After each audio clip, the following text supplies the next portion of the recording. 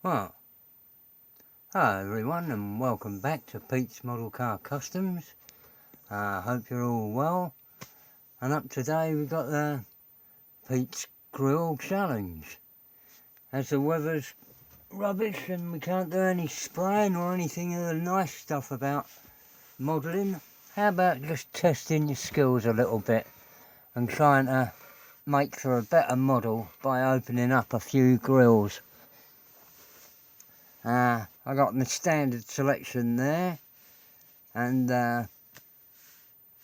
might want a quick run through the tools I use. I've just seen Eduardo at 125 rods, and he used a heated tool.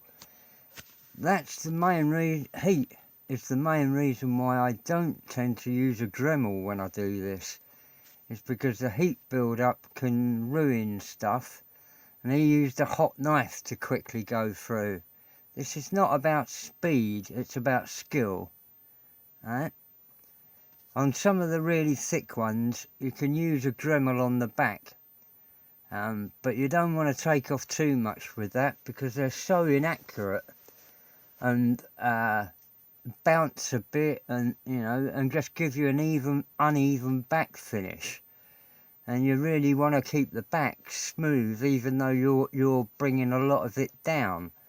And to show you that, I've got one I've been working on before, which is this custom sort of van grill. If I can get that round there, I've been sanding that down to hopefully just leave the shadows. I won't do that. See that? The shadow lines of the pattern that's in front, because it's only those rails that I want to leave here. And I'll bring this down to a thin membrane. That's the paint residue that's in the painted grill. That's come in a box of junk. I've got no idea what it's of, but if you've got a few junk grills, that's the best place to start.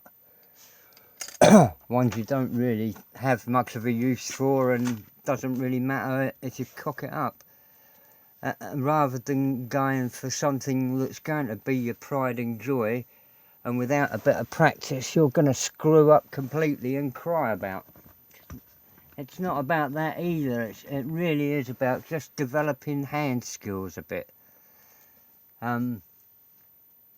The main tool I use for getting it, as I've said before on the previous videos, is my big file. I've got this King Great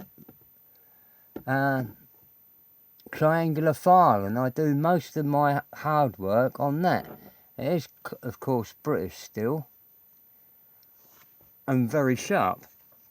Even though it's huge, it is extremely sharp. Oh, dinner again.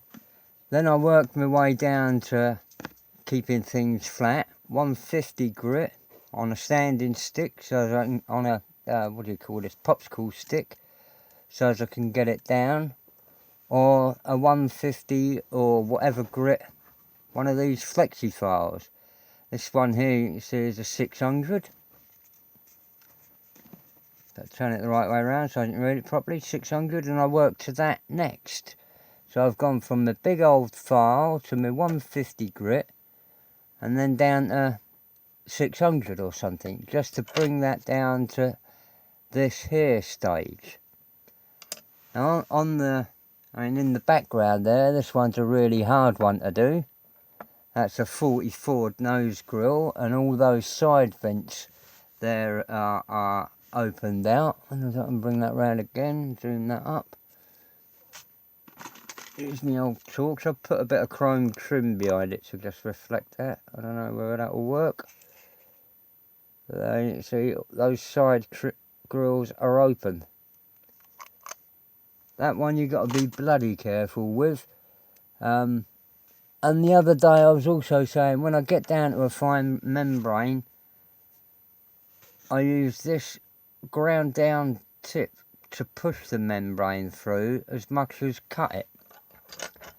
And then cut it out with a sharp number 11. If it's something like a big chunky pickup grill, these are relatively easy because the holes are big and it's sturdy. When it's on down here, I've got, if I can get it off, a Camaro grill, which as you can see is very fine and fragile. Straight through at the Mad Modeler. Whereas this 55 Chevy that I've showed before, that's quite easy to work through because those holes are nice and big. Whereas yet again, this Falcon one is bloody hard and takes a lot of care. But I'm glad people are having a go at this, and it saves just twiddling your thumbs through the winter, and will improve your modelling skills. Plus, I really do think it makes a lot of difference to the car's finished product, because this is a radiator grille. On a real car, they are not painted in. The radiator, you'd have instead of rev counters on the speedo, you'd have thermometers. You know, let's bolt on a new thermometer because my radiator's about to explode and my engine will seize up.